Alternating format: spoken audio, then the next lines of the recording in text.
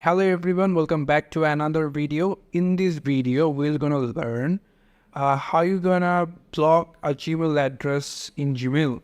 So without further ado, let's get started. Here I have a Gmail from Leah Peaks. I want to block it. So it's a very easy process to block it. You just have to come over here to feeder options. Then here we get blockleahpixel.com. So click on it.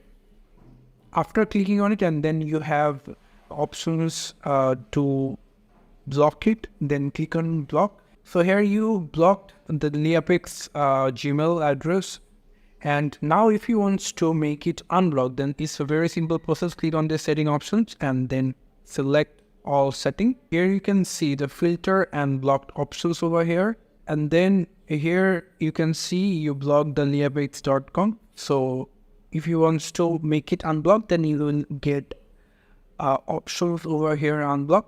This is all for this video. Thank you so much for watching. I hope to see you in another video. Till then, goodbye.